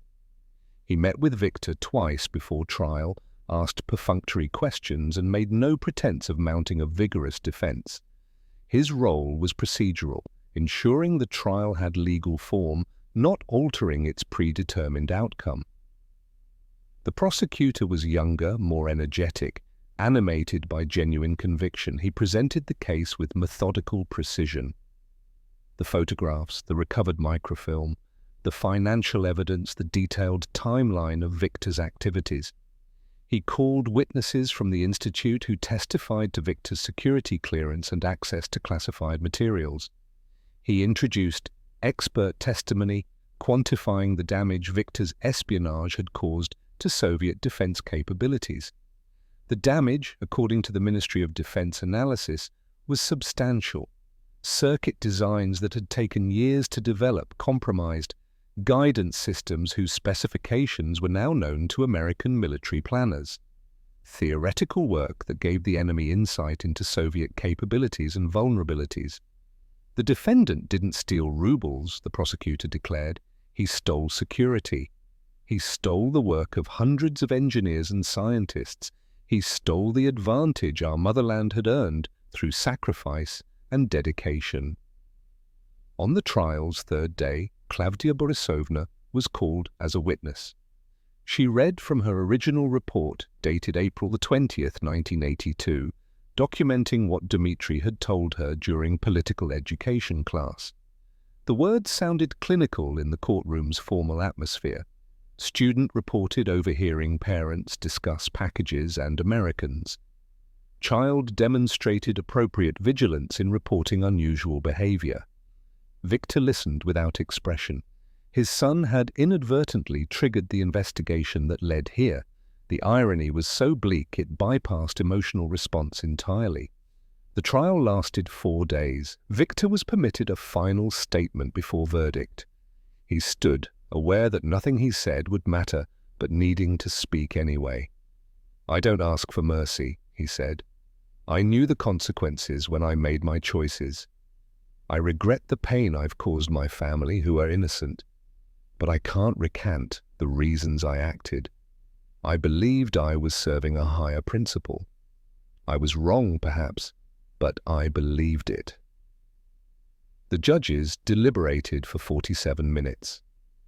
The verdict, read by the presiding judge at 3:15 p.m. on August the 20th, was guilty on all counts. Article 64 of the RSFSR Criminal Code, treason through espionage. The evidence was overwhelming, the confession complete, the judgment inevitable, the sentence, death by firing squad. No appeals were permitted in cases involving state security. No clemency would be considered. The execution date was set for September 14, 1982, exactly 1 month away. Standard practice allowed this interval for administrative processing and to permit the condemned man to write final letters to family. Victor was returned to Cresty Prison the same evening. He was transferred to the special wing that housed condemned prisoners, a section of cells isolated from the general population. The guards were professional but not cruel. They understood their role in a process that was impersonal, bureaucratic, inevitable. In Pskov, Irina received official notification of the verdict by mail, a single page typed on official stationery informing her that her husband had been convicted of treason and sentenced to death. Execution would occur within 30 days. She would not be permitted to attend. His body would not be returned for burial. She read the letter 3 times, then folded it carefully and placed it in a drawer where Dmitri wouldn't find it. He was 7 years old. How did you explain to a 7-year-old that his father would be executed by the state in 4 weeks? She decided not to tell him, not yet. Let him have a few more weeks of not knowing, of believing his father was simply imprisoned, of maintaining some small hope that families could be reunited. The execution date was set.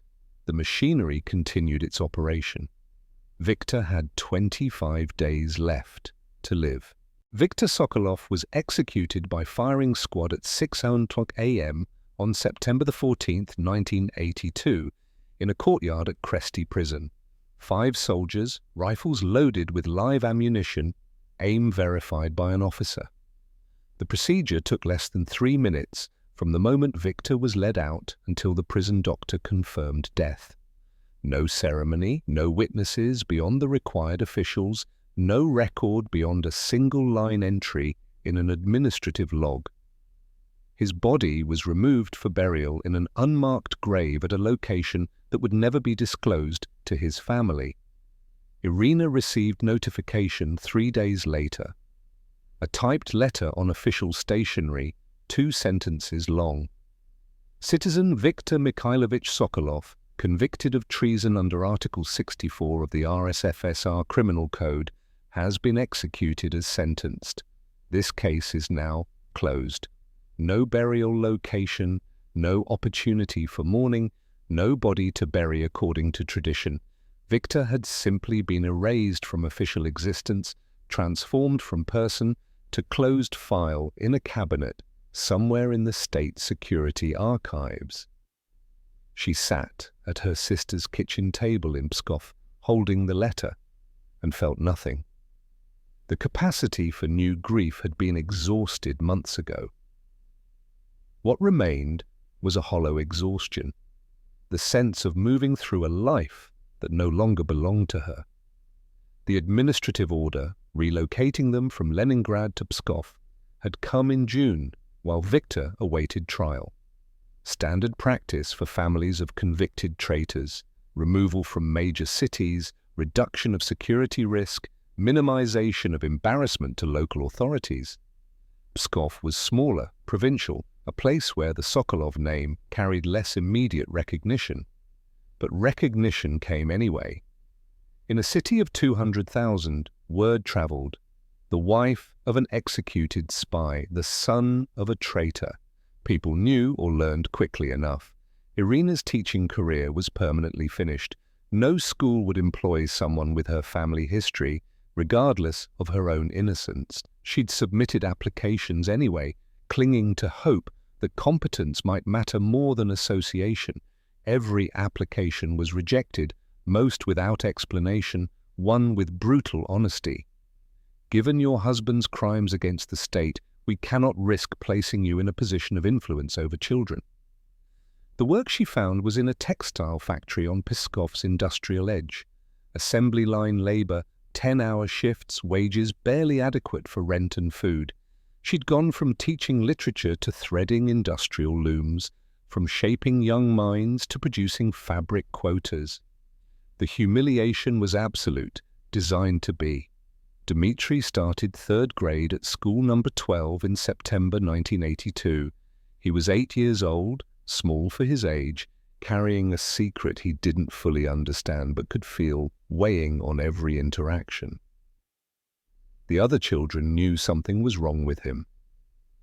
Their parents had told them to stay away from that boy without always explaining why. Some children knew the full story. Whispered versions, passed along at dinner tables, simplified into child logic. His father was a traitor, his family was dangerous, association meant contamination. He ate lunch alone, played alone during recess, walked home alone while other children traveled in clusters, their laughter and friendship a reminder of what he'd lost, without understanding how. Irina never explained the full truth. When Dmitri asked about his father, where was he, when would he come home, she gave him fragments wrapped in euphemism. Papa made serious mistakes. He can't be with us anymore. We have to be strong and continue without him. Will I see him again? No, Solnishko, you won't. The years accumulated like scar tissue. Dmitri grew into adolescence carrying weight he couldn't name. Other boys formed friendships, joined sports teams, discovered girls. He remained peripheral, tolerated but never included, marked by something that followed him regardless of his own behavior.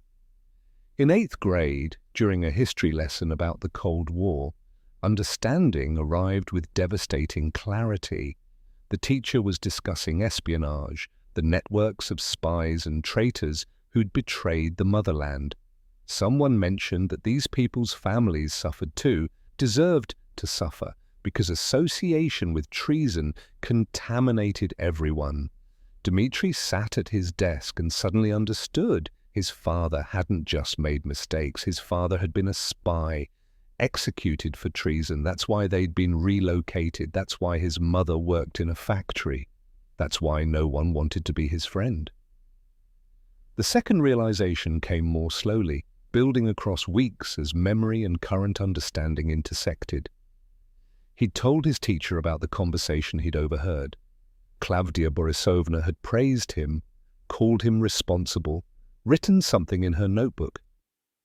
Days later, men had come to arrest his father. The connection was undeniable once he allowed himself to see it. He'd reported his father.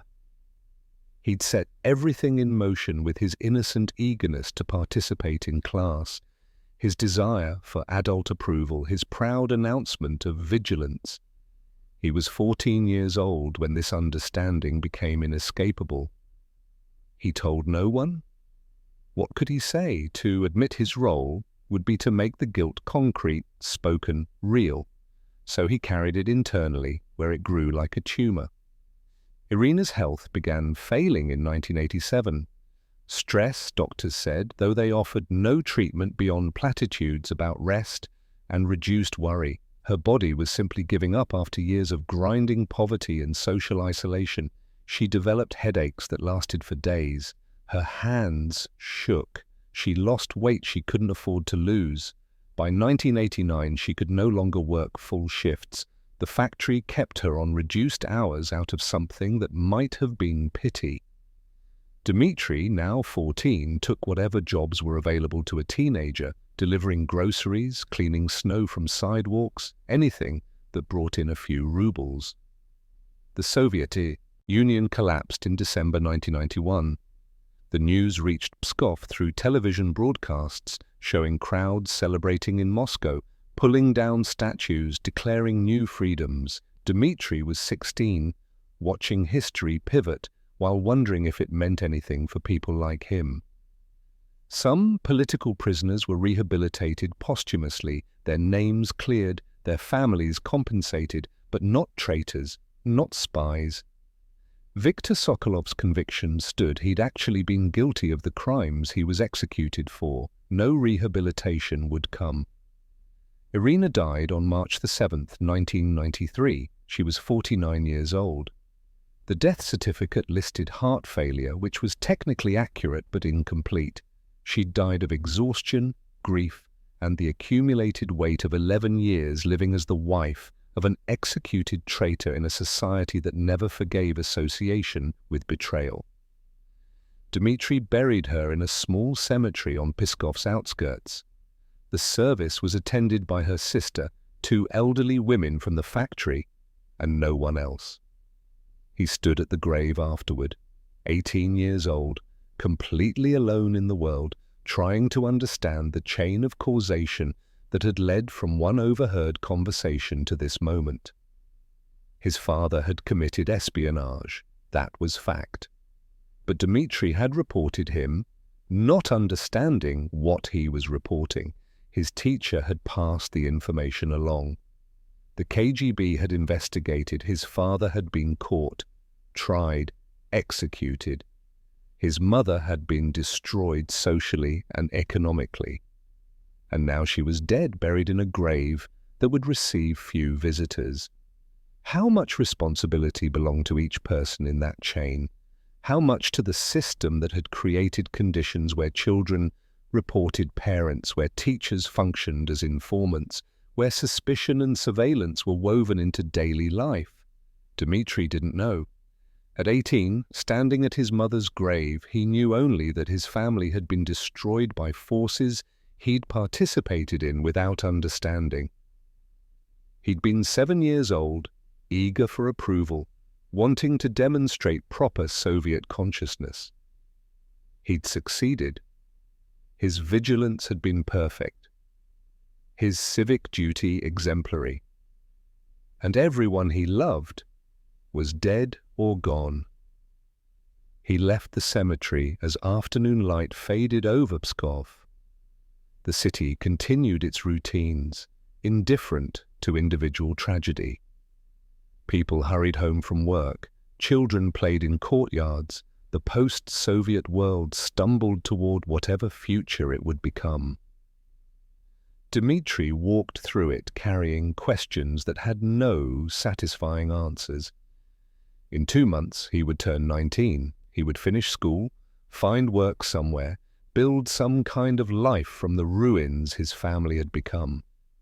But he would do it alone, marked permanently by a childhood moment when innocence and betrayal had been impossible to distinguish, when doing what adults praised had destroyed everything he knew.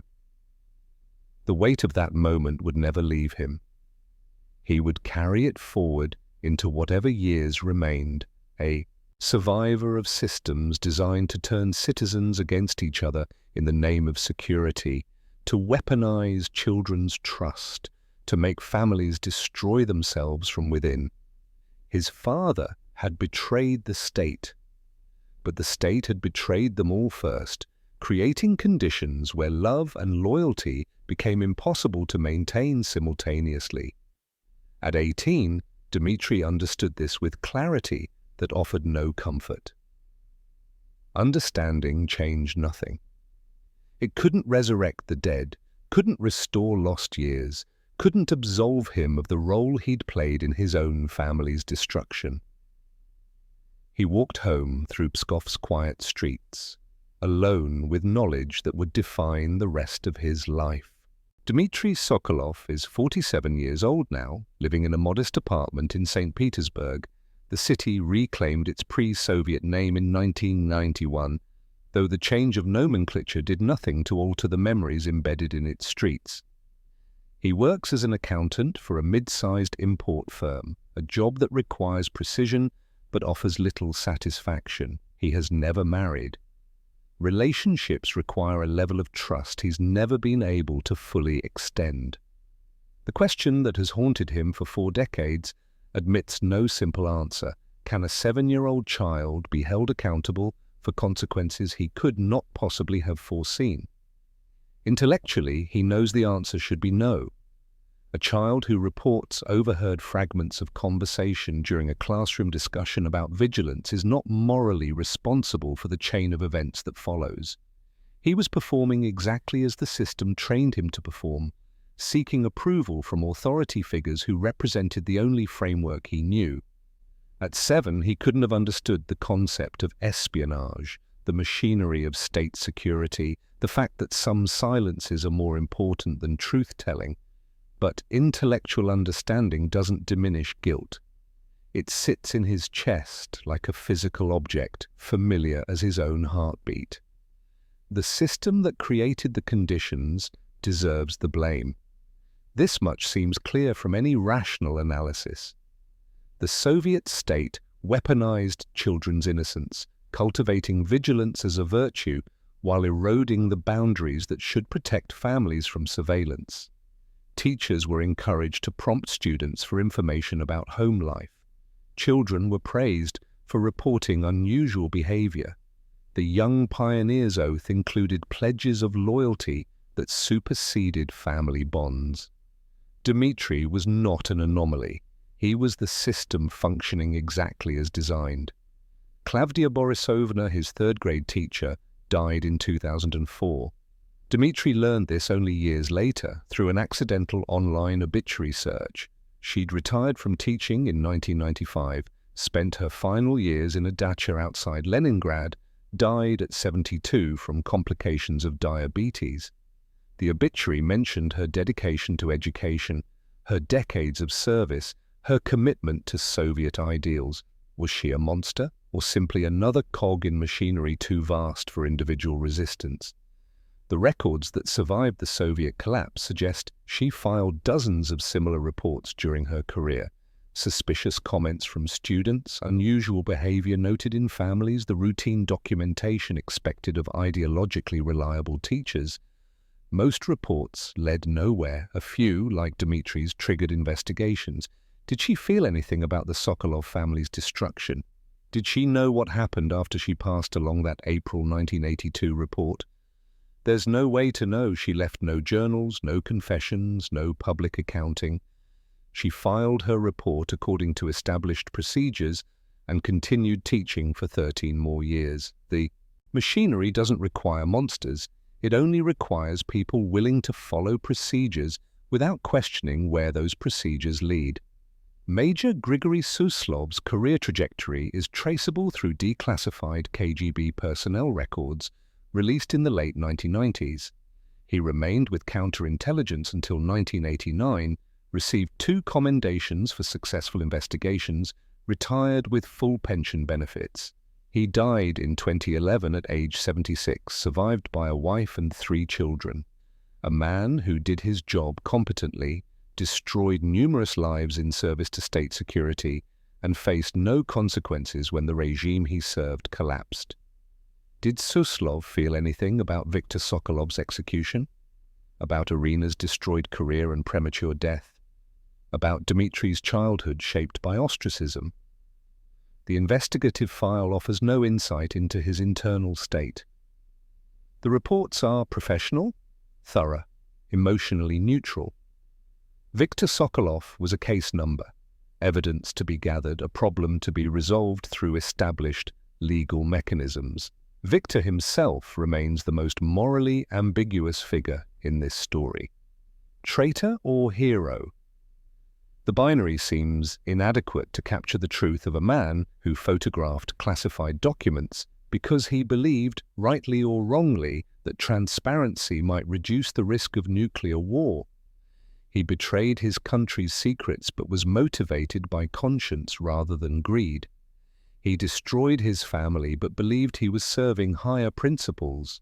The archives he helped expose contributed to American understanding of Soviet capabilities during a period when miscalculation could have meant global annihilation.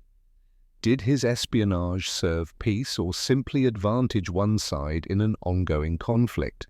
The question has no objective answer, only competing perspectives shaped by ideology and outcome. How many other families were destroyed by similar mechanisms? The statistics are fragmentary, incomplete, likely underestimated. Hundreds of espionage cases prosecuted during the Cold War. Thousands of families investigated on suspicion. Tens of thousands affected by the culture of informing that permeated Soviet society. Children reporting parents was not uncommon. The most famous case, Pavlik Morozov, the boy who supposedly denounced his father in 1932, was mythologized into Soviet propaganda, held up as an example of proper socialist consciousness. But there were countless others whose stories never became propaganda, who simply lived with the consequences of having participated, knowingly or unknowingly, in their parents' destruction. Research conducted in the 2000s by historians at Memorial, the Russian human rights organization, documented dozens of similar cases: children who mentioned overheard conversations, teenagers who reported parents' critical comments about the government, young people who discovered evidence of illegal activity and felt duty-bound to report it. The outcomes varied, but the pattern was consistent: families torn apart by systems designed to make surveillance ubiquitous and trust impossible. What happened to those children as they grew into adults? Some, like Dmitry, carried lifelong guilt. Others rationalized their actions, convinced themselves they'd done the right thing. A few became vocal critics of the system that had used them. Many simply refused to discuss it, locking the memories away where examination couldn't reach them. After the Soviet Union's collapse, there was no comprehensive reckoning with this aspect of totalitarianism, no truth and reconciliation process, no trials for those who'd operated the surveillance apparatus. KGB officers transitioned to new intelligence services or private sector employment. Teachers who'd filed reports continued their careers or retired quietly. The children who'd been weaponized against their families received no counseling, no acknowledgement, no societal recognition of what had been done to them. Just silence. The past buried under the urgency of navigating a chaotic present. Dmitry has given exactly one interview about his family's story to a journalist researching a book on Cold War espionage published in 2015. The interview was brief, his answers careful. Does he forgive himself? "I don't know if forgiveness is the right framework," he said. "I was 7 years old, doing what I'd been taught was right. But my father is dead because I spoke words I didn't understand. My mother died broken because of a chain I set in motion." How do you forgive yourself for that? How do you not? The question of ultimate responsibility circles back endlessly. The child who reported innocently, the teacher who followed procedures, the security officer who investigated competently, the state that created a system requiring children to potentially betray parents in the name of vigilance. History itself, the Cold War dynamics that made espionage seem necessary. All of them bear some portion of responsibility, none of them individually sufficient to have caused the outcome. The tragedy emerged from their interaction, from the way systems amplify individual actions into consequences no single person intended. This is perhaps the most disturbing aspect of totalitarianism.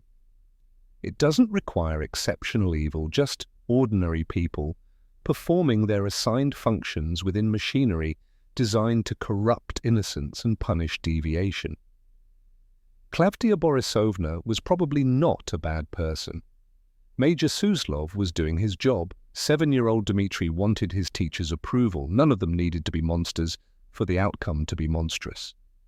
On a cool afternoon in October, the year deliberately left unspecified, Dmitry stands before the Solovetsky Stone Memorial in St. Petersburg. The monument, installed in 1990, commemorates victims of political repression during the Soviet era. Thousands of names are inscribed in books maintained nearby. Viktor Sokolov's name does not appear among them. Executed spies were not included in rehabilitation efforts. Only their families know their names. Dmitry comes here sometimes, though he's never entirely certain why. His father's grave is unmarked somewhere, location unknown. His mother rests in Pskov, too far for regular visits. This stone memorial to others' suffering is the closest thing he has to a place where his family's destruction can be acknowledged, if only privately. He stands for 11 minutes, an arbitrary duration. Then he walks back through the city toward his apartment, past buildings that have witnessed far more tragedies than they could ever memorize. Somewhere in the state archives, either in Moscow or in St. Petersburg's branch facilities, a file exists containing the materials from case 4788K. The surveillance logs, the photographs, Victor's confession, the trial transcript. Buried within the administrative record is Klavdia Borisovna's original report from April the 20th, 1982. A child's homework assignment might be preserved there too if anyone thought to include it as evidence of the family's ordinary life before destruction. These documents will outlive everyone involved. They'll be declassified eventually, studied by historians trying to understand how totalitarian systems functioned at the level of individual lives.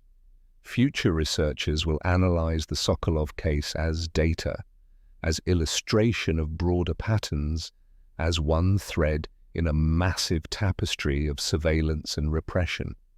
But they won't feel what Dmitri feels walking home through October twilight.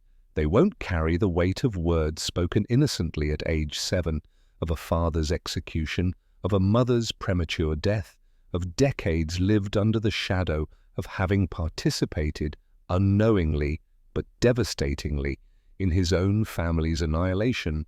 The scar remains. There is no resolution, no redemption, no moment of healing that makes the story conclude satisfactorily. There is only the continuing fact of survival, the ongoing question of responsibility, and the knowledge that systems designed to turn citizens against each other leave damage that persists long after the systems themselves collapse. Dmitri is 47 years old. His family was destroyed when he was 7. The mathematics are simple. 40 years of carrying weight that has never lightened, that will accompany him until his own death, whenever that comes. This is what remains when machinery stops running, but its products endure. Broken people, unanswerable questions, and the stubborn persistence of guilt that logic cannot dissolve. The tragedy offers no lesson except this. Some systems are designed so thoroughly to corrupt human decency that participating in them, even innocently, even as a child, leaves stains that never wash clean.